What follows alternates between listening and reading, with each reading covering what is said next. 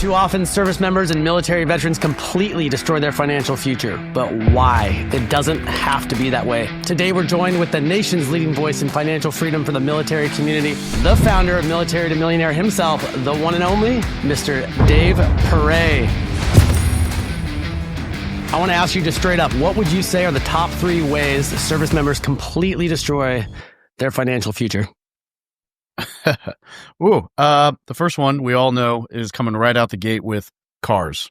High interest auto loans on vehicles they really don't need to buy, shouldn't buy. That could be a motorcycle they might kill themselves on, or the stereotypical Mustang Camaro at 20+% interest. Number 2, probably booze. Let's be real. And I would say that that's not necessarily maybe the biggest financial expense, but it's probably the most detrimental life choice in general that we're making, and it does not help your finances. Number 3, honestly, I don't even know that it's a move you're making to destroy so much as just a lack of actually putting in any effort, because the military sets you up so well. If you just understand like a few basic ground rules, you can set yourself up incredibly well for success. And I've always had this idea that the logic or the reasoning behind it is basically you join the military and you're kind of like, I might die, so like, why does the future matter? Like, I'll just live today because YOLO, and we'll figure out retirement later. And I don't know how accurate that theory is, but in my head, it kind of tracks out, because that's how I was when I was 18, 19, 20. And so I think it's the third detrimental thing is just not setting yourself up for success. Well, I think it also comes down to financial education too, right? I mean, you get in, you learn we're all vets, right? You get in, you learn a lot about your job, but no one ever, I was 18 years old. No one had ever really, let's face it, our school systems failed us. You get into the military, they teach you your technical skill or your MOS or whatever it is. But no one's teaching you, like, here's a budget to stick to. Also, these car dealerships, you mentioned the car dealerships. I remember that they're almost predatory, or the loan shops that just literally set up camp around the bases because they know you've got a W-2. They know you've got guaranteed income. And it's like, and that's also a bigger problem with just, I think, Americans in general. A lot of people don't ask how much does it cost and can I afford it? It's like, what are the payments? That's all. And then that's sort of the logic behind it. What's some tactical advice that you would give to service members? I mean, I think about right before my deployment, I was fortunate enough to read Rich Dad, Poor Dad. So I went from living in a friend's attic for $100 a month, but I was like hyped up. So when I got deployed, I was like, I'm coming back alive, hopefully not too fucked up, and I'm going to invest in real estate. I was very hyper focused on coming back and investing in real estate. But a lot of my friends overseas were like, man, you're an idiot. Like how are you going to do that? I'm going to go back and get a job. And it seemed like nobody had not only financial education, like they had no education outside of kind of like, I'm going to join and I'm going to get a job. Like, I guess my question is, what tactical advice do you have for service members, either active duty, even reserve, even military veterans? Yeah, the easy button first two things, especially for someone joining the service, is to actually use your SCRA, your Service Member Civil Relief Act, right? So any debt you had prior to service is automatically cut down to 6% interest. So if you have any standing credit card or whatever debt, you just basically send that in and you're like, yo, lower my interest rate. I would say that's step 1.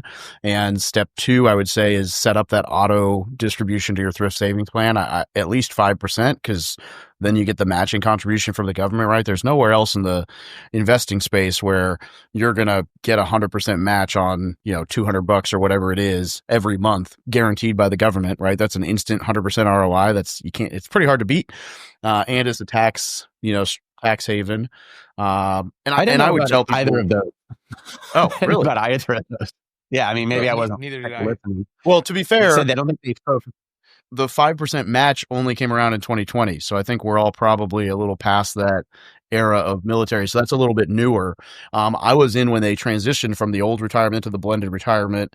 And so all the new joins now are stuck in blended retirement, which is fine as long as you actually contribute to TSP. And, that was the hope is, hey, if you contribute to this and we match, then you'll offset the difference in retirement. So as long as you do that, you're set.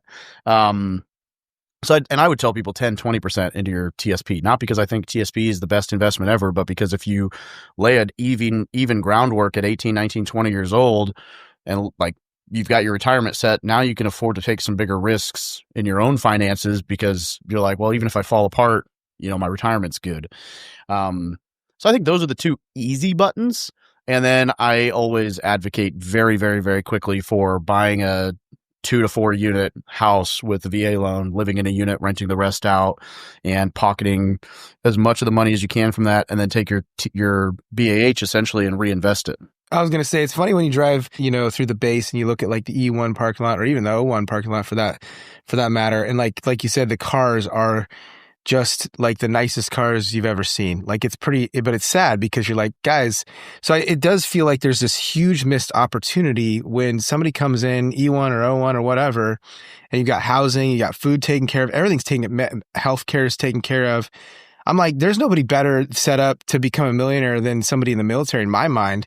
But how do you get past that group think? Because you've got all these guys and gals that are, competing. You've never had money before. You've got that ego. You're looking for material to express yourself. Maybe you think you're going to die, so screw it. You're like, there's some, screw it, I'll buy this. I mean, I look at it like, I don't know if there's any other sort of like career, maybe a couple other ones, but that are that set up to like actually go build something really, really impactful. Yeah, we had a buddy. He's actually one of our first investors in our deal. He was in the Navy. He's now one of our best friends. And I know this is the way Jimmy thinks, but yeah, and this was early on. Like, I don't think somebody like when I was even a little later than me, but he bought a townhouse in San Diego. He was stationed down there and just turned it into a rental and like lived with his buddies, like slept on couches and stuff and rode his motorcycle around and did all the military stuff. But he had that townhouse just sitting there even after he left for, I think probably like a decade and a half, just growing in value. So yeah, smart guy. But I think a lot of the problems is also a lot, at least I was Air Force. So there was a lot, probably not like as difficult as some of the things you guys saw. A lot of wasted time though, man. I mean, you'd be at 5 o'clock, people would get back to the barracks. And like you said, the beer starts flowing and the video games start rocking, and it's that way well into the night. So that's a lot of time you could spend learning things, investing, advancing your life. Yeah. Carry a book or an audiobook with you and try to up your game. I don't know how you beat the desire for a vehicle, because I will tell you that I was, my first few years in the Marine Corps, I had 5 different cars, all kind of sporty junkers, and a Harley and a R6. I made all the stupid decisions, but I will tell everybody, and I would tell my younger self this, and I will tell my son this, currently I own a Ducati, a Tesla Model X, and a 2025 C8 Z06. And that Z06 is all in, I'm probably $165,000, $170,000. It is nicer than anything else I ever could have even thought about buying when I was a young service member. It's faster, it's sexier, it's more fun, it turns more heads, it's all the things. And had I not bought all that junk when I was younger, I would have been able to buy this thing 2 years earlier, right? And I would just tell people, like, look, would you rather have the Mustang now or the Lambo in 10 years? Because it's either or, it's not both. And most people, unfortunately, will be like, oh, Mustang now. And I'm like, cool. Well, we can kind of tell what your financial picture will look like. The other thing too is like, it feels like, when you buy the material early, that's the most impactful dollars you can spend. Like buying material versus planting those seeds and building some sort of future. And then, but if you go against the material, try to at least, and you're putting away your capital, down the road, you can have material and be free and have freedom, right? You can have time and material, which I think is where most of us want to get, where you're like, well, I'm free, I'm flexible, but I can also buy nice shit, versus you're like, dude, I got to get out of the military and work a full-time job because I have all this debt and all this crap that I've built up over the last, 10 or 20 years or however long you're in the military. But I think there's a lack of financial education. Like we talk about a lack of financial education in the school system or just in society as a whole, but there's also no financial education in the military. So I was actually in an Army National Guard infantry unit. So I was very part-time. And then when we got called and we got sent to Iraq on our deployment, these are people coming from the civilian world. Some of them had okay jobs. Some of them had low-paying jobs. Some of them came from careers. But I was amazed at like how many people, like really nobody of any age, of any, background, because we all came from the civilian world and got deployed, really had any financial education. And so these weren't active duty until we were deployed. And, before going into Iraq, we were in Kuwait, and I watched a lot of people just spend their money on things that they didn't need to. It's like there's free food, and then they're spending their money on extra food on the base. Like we had guys buying 3 TVs in Kuwait over like a 3-month period of time that they couldn't bring with them to Iraq. We had a guy rack up an $8,500 phone bill to some chick that he had never met. It's like, I see a lot of that. And I remember thinking like, I have to take my financial education into my own hands. And that was the books, right? This was before, podcasts and such, but it was the books. But nobody would have the conversation about financial freedom or real estate investing or really investing at all on that deployment. And it just made me think, like, when I reflect back, like, it's not just the school system. It's like not in the military, society as a whole. Like there's a huge lack of financial education. Well, that's why I love what what you're doing, man, because I feel like, we always talk about your tribe is like the biggest mindset hack, who you surround yourself with. And yeah, there's no discussion. At least when I was in, there was no discussion about this. Nobody was talking about this. It was, booze, chicks, like what are you going to do tonight? What are you going to do this weekend? So I think what you're doing is such a service to these people, because you're right. If you do it right, like I thought the military was cool because I thought it was setting me up because they paid for my college and I went to night school and I got a great degree, sits on my desk, collects dust, has done shit for me in my life. I would have rather been learning about investing in real estate, learning all the benefit. I mean, you're right. There's no health care. Your food's covered. Your housing is covered. You can start building your credit, by the way. You immediately can. If you use it wisely, not go buy a car on 20% interest, but get a credit card, use it a little bit, pay it off, start building up your credit. There's so many things you can do in the military to advance your life, but no one tells you how to do that. And I love it that you took it in your own hands. I'm assuming it's because you looked around and saw that there was nobody else doing this. And I always go back to the conspiracy theory. Maybe they don't want their service members to get financially free because then they lose them. And then they go out and live their lives and have freedoms. So I love what you're doing, man. It definitely resonates with me. Well, I appreciate that. We're trying. Yeah, a lot of it is definitely the things I wish I'd known when I first joined. And, it's what I realize is at some point I was making a lot of money doing a lot of things, and I had to make decisions on which things to focus on. And I basically just realized it's way more fulfilling to make money helping other people make money than it is to, real estate's great. But I don't know about you guys. I've not yet had a tenant thank me for letting them pay me rent. I think that's for raising the rent. They appreciate that. Yeah, when we give it's them not. It's wonderful. I love real estate, but it's not the same level of. It's not fulfilling in the same way. Yeah, I love, we were talking about this at our mastermind in Palm Springs last week, like just seeing other people kick ass, other people have a big vision and just go for it, and we're all real estate guys, and so like when I see someone buy their first property, we have a young guy that bought his first fourplex. We have, these 2 sisters that bought their first 40 unit mobile home park. Like that's exciting. Like that brings a lot of joy to me. Dave, I want to ask you like more tactically, right? Like, you're not just like, hey, buy a duplex and quit. Like we, all 4 of us have had big visions and have, worked towards, living a big life, and real estate investing has been a huge part of that. I mean, you are the military millionaire, and, you teach a lot of people how to become financially free through real estate and other means, so I'm curious, like for those that have a bigger vision than, hey, just buy a duplex or a 4-unit on a VA loan, what tactical advice do you have from someone that is in that situation? They are military and they want to become a millionaire. I would say, I would never tell anyone like, yeah, you buy a duplex and you're set, right? Like 2, 3, 4 unit. That's step one. And that's the reason that's step one. And to be fair, a million ways to do it. Like if you're a single young officer or a staff sergeant or whatever, go buy a 5 or 4 bedroom house and rent bedrooms out to friends, right? You same thing. Maybe it's more of a dream home than like nobody wants a fourplex for the forever home. So like I got a buddy, Rio, he bought a house for $721 right outside the Camp Pendleton back gate. It's a 5-4 with a 3-car garage. He rented it out to a bunch of staff. And it was like the party house that we would go watch the Super Bowl at. That thing pays him $1,500 a month now as he's stationed in Japan. And he has almost $600K in equity. And it's like a just absolute dream home, right? And so that's a good option. 2, 3, 4 units a good option, but that's step one, because what I tell everyone is like, look, let's say your BAH is $3,000 a month. You live in San Diego or whatever, right? It's actually more in San Diego. If you can just break even on the house. Even if you don't break even, if you're paying $500 a month still out of pocket, $2,500 a month that you get to save, that's $30,000 a year that you didn't have that now you can go reinvest. Depending on where you invest, right? That's a single family house every single year. Like that snowballs. And I mean, realistically, where I live, that could get you more than a single family house. And it would be a cash flowing, 25% down straight up investment.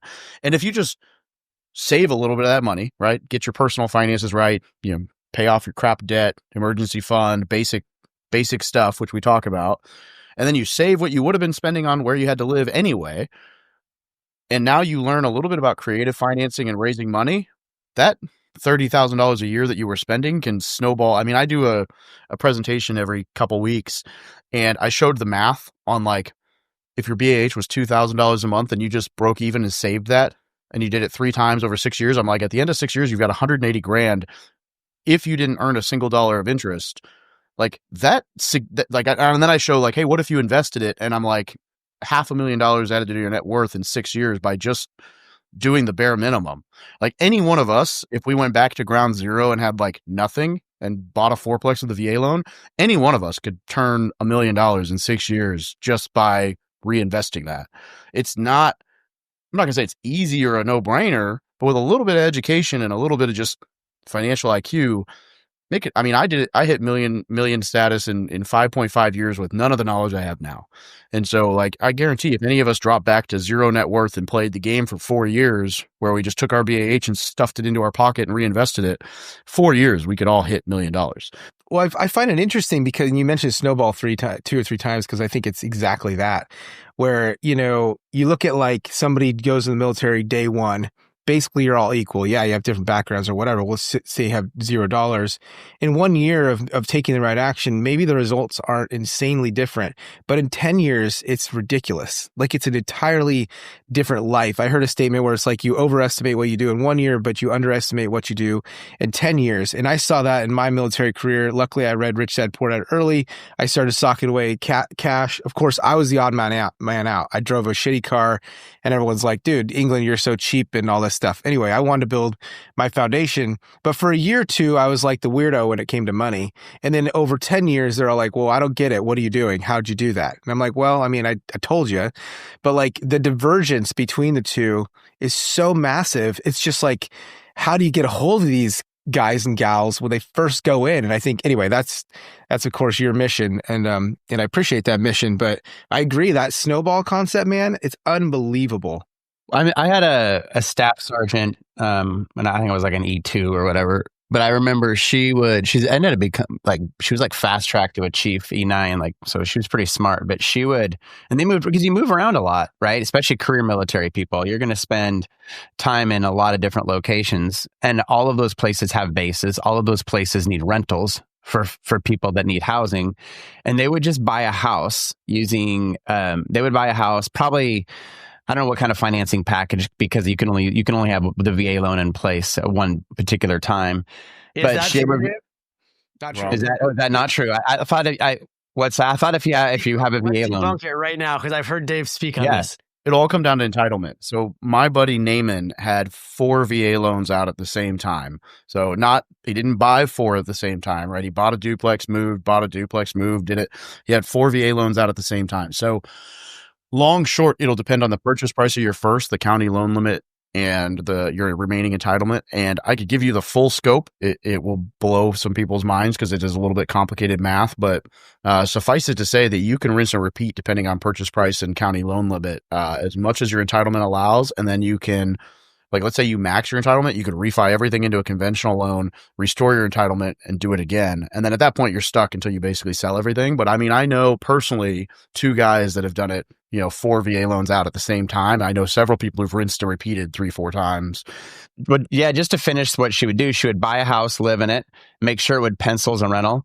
And then when she got reassigned, she would just turn it into a rental and just keep doing that. And that's a good point. Like, I don't know the math of the entitlement. I thought it was just 1. So that's really interesting. But yeah, just refinance it and get some equity built up, refinance it in a conventional loan, free up your entitlements and do it again and again. Man, by the time your career's over, you could own several houses with a massive amount of equity across multiple locations. So anyway, That's interesting. I got a question. Is the entitlement based on what you owe today? So like I have a VA loan, but I paid it down a ton. So it's the original. It's the original purchase price. And then your county loan limit is based on wherever you're buying the second one. So if you bought the first one in like Kansas and then you buy the second one in San Diego, then the second one will have the higher entitlement. And if you do the opposite, also, by the way, county loan limit, the lowest in the country right now is $806,500. So I mean, like you can do some freaking, some big dick energy buying in a lot of places. I mean, where I live, that's almost double what my house is worth. And this is a 4,400 square foot place, right? So like you could do some damage out here. And then also, since we're on the misconception thing, January of 2020, they removed the limit on your first buy. So your first purchase has no limit to what you can go zero down with as long as your credit, income, debt to income, qualify. So my buddy Matt, who admittedly is incredibly well off, like he used to be Patrick Bet David's right hand. He's very, very well off. He bought a house $2.5 million. Like 2 years ago. He called me right before he bought it. He's like, man, I'm about to put 25% down, but I heard a rumor that I could do this zero. Do you think I could do it? And sure enough, he bought it zero down, $2.5 million on a I think he got 2.75 fixed for 30 years. Like dope. What? Did you say that has to be your first VA loan? Yeah. So when you have full entitlement, now I will say you could buy one for $2.5 million and then sell it, restore your entitlement and go buy, like you could literally go buy $1 million house, sell it in 2 years, $4 million house, sell it in 2 years, $10 million house, like as long as your finance is approved. Yeah. So if you own, like my house is a VA, if I sold this today and I went out to the market and I qualified for a $1.5 million home, even though the county VA limits are 800, it's my first one. So I could go 100%. But that isn't your first one. You mean it's not your first one ever chronologically? Now, but I'm back at zero though. So it all comes down to restoring entitlement, which is where this conversation gets a little complex. But yes, I mean, case in point, I have a buddy. I'm not going to name him. You guys probably do know him.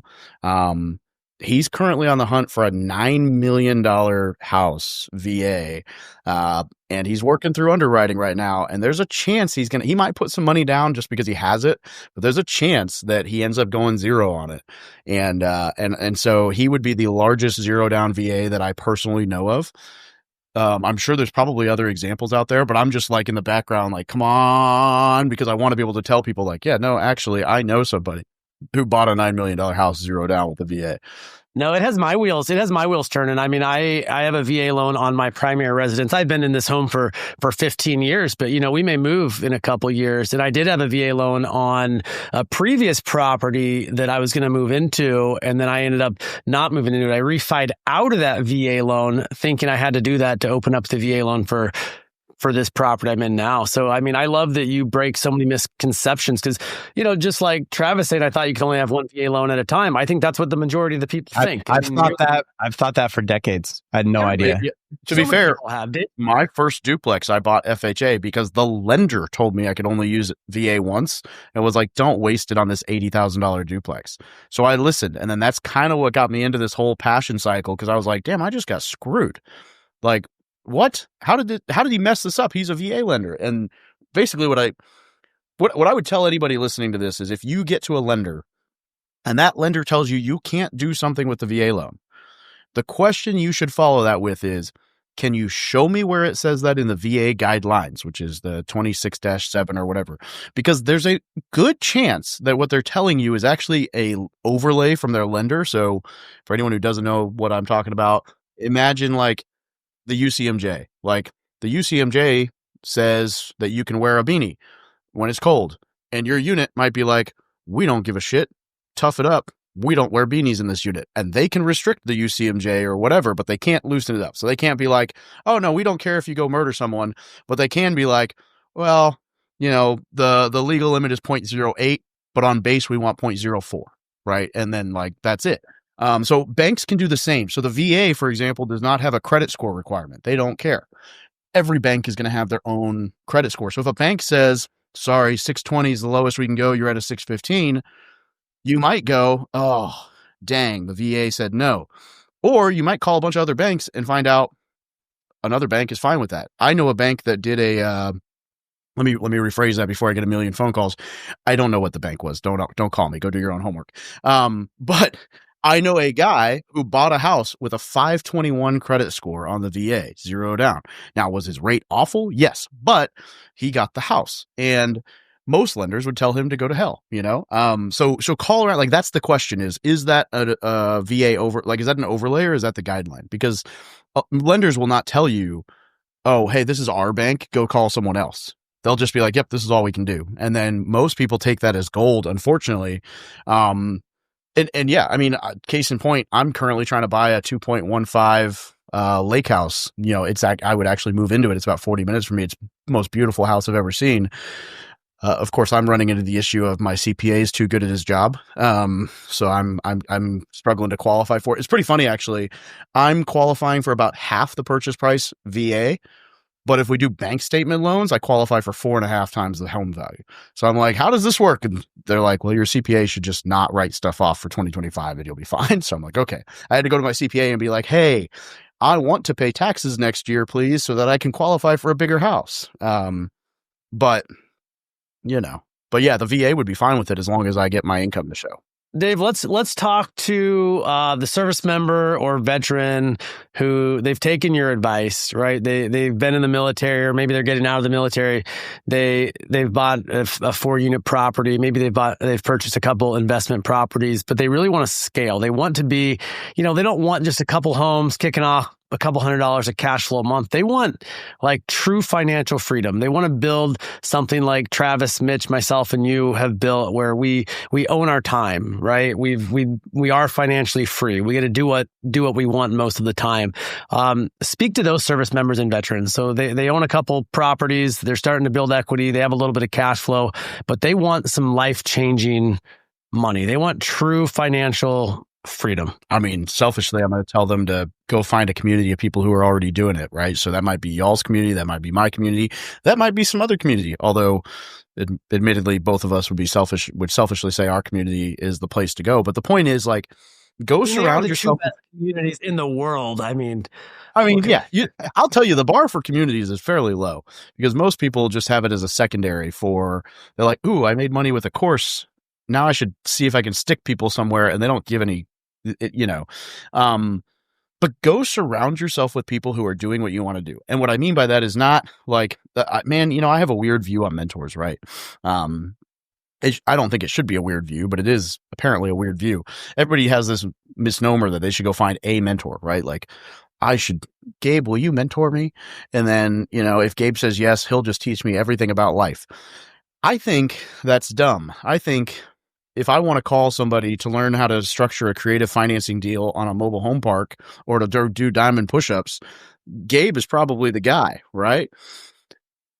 But there are things that Gabe is not world-class at. I don't know what those are because I only know world-class things. But like, the case in point is, I wouldn't go to somebody whose marriage is falling apart and be like, hey, what do you think about marital advice, right? But that guy might be the world's best at self-storage. And so I'm like, okay, like in my head, I have, if I want to learn about storage, I know who to call. If I want to learn about multifamily, I know who to call. If I want marital advice, I go to my folks, honestly. But,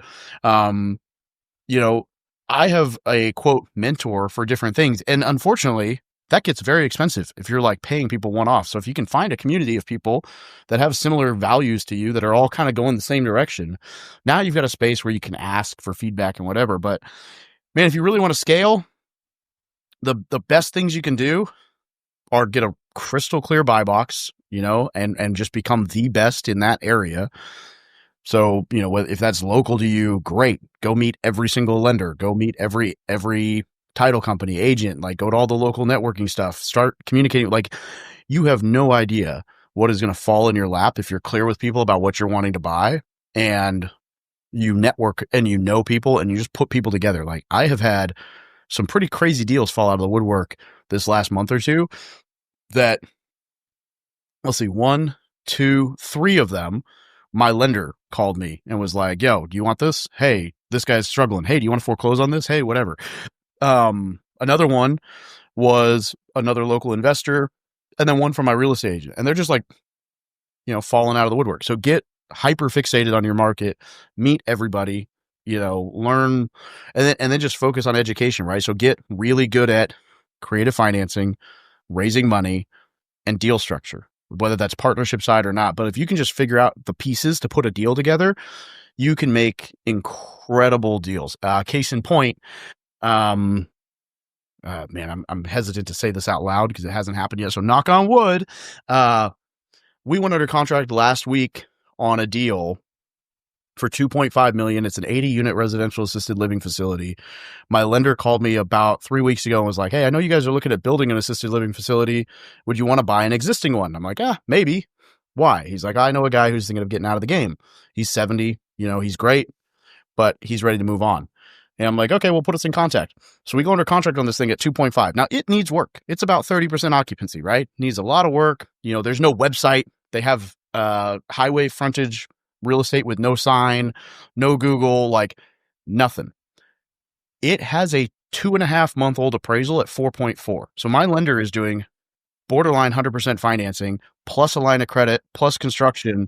We're going to be into this thing. The borderline is the seller's carrying a note. We're going to be into this for zero down, walking into 1.9 million in equity with a 70% occupancy we can swing on, and it needs about $500,000 in repairs. That is the culmination of relationship with my lender and understanding creative financing. The two guys I'm taking it down with are people I've just known for years. I could have done that deal on day one. It took $0, zero credit, like whatever. I just wouldn't have known how, and I wouldn't have had the balls. So if you can just get around people where you can learn all that stuff, real estate itself is not hard. It is a people game. Dave, I love what you say, because I think the ultimate hack for human psychology and progress is the tribe and the people you surround yourself with, because we want to be like the people we surround ourselves with, right? Like hanging out with people doing drugs, you're going to start doing drugs, or people that are healthy, you're going to get healthy, or wealthy, you're going to get wealthy. I think also what's interesting is the bigger your network is, your genuine network, not transactional, but your genuine, your relationships, the bigger that is, and the more you know about real estate and deal structure, the less money you need. And at some point that becomes zero, just like you just talked about. I think in my life, the most money I needed was when I was running solo. I look at a property and I look at my bank account and I go, shit, I can't do anything. But as my network's grown, my knowledge has grown, and my action's grown, I need less and less money over time, which I think is a really cool thing. But it's a misconception that you need to work hard and save money and then go invest and do it that way. So I appreciate you saying those things, because those things really align. And like Dave said, you could go join his community or our community or whatever, but create your tribe. Travis and I, in the beginning, it was a tribe of two, man. It was just him and I bouncing ideas around. It could be a family member, a friend, or a small community locally, or a tribe like ourselves. So anyway, I 100% align with what you said.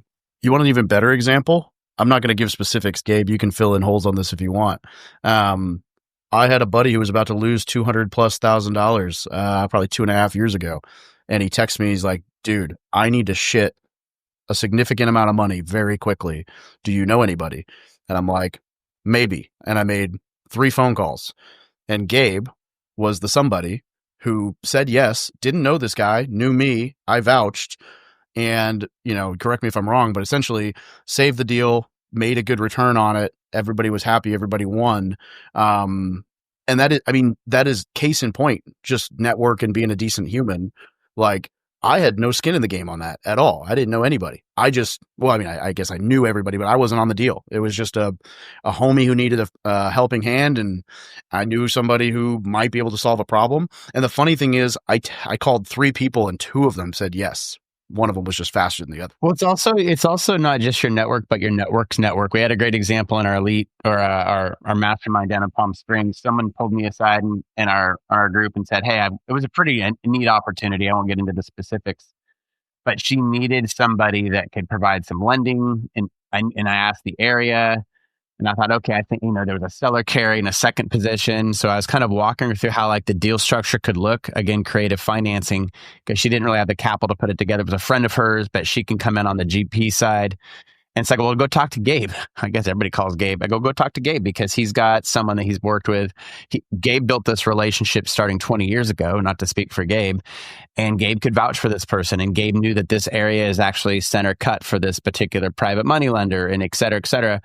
So then she literally walks across the room and talks to Gabe. Gabe lines her up with a few different opportunities or people to talk to, not just the hard money lender, but the potential commercial takeout after a certain period of time. Like, bam, bam, bam, things get done. And so it's not just your network, it's your your network's network. And so it's not just a mindset thing. It's just getting access to resources and knowing what people specialize in and what they're good at. And yeah, I love that story. No, I think it's such a good example of your network's network. I mean, Dave, your example. I mean, Adit Shah, we had him on our podcast. He talked about this scenario. It was a win for him. I had a great return on my money. It was a win for me. And you were the middle guy. Like you knew both of us and connected us, and everybody won in this scenario.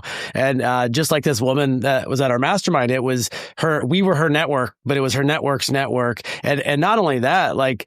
Not only did she know who to ask, like she took action. She immediately took action. And so it's like those relationships, like genuine relationships. And like a lot of people think network is like you go to a networking event and you wear a stuffy tie and you have a business card and you shake hands and you act all douchey, and nobody likes that, right? But like a true network, like you're building genuine quality relationships with people that you know and like and trust and that have your best interest in mind, And so whether it was, you introducing me to Adit, or our 0 to 100 member in Palm Springs last week, like it was the connections, but then also the willingness to take action when those opportunities get in front of you. That's an important piece, I think, to success in general. Is like you got to be prepared. You have to have the knowledge. You have to have the network, but you also have to be willing to take action. Absolutely.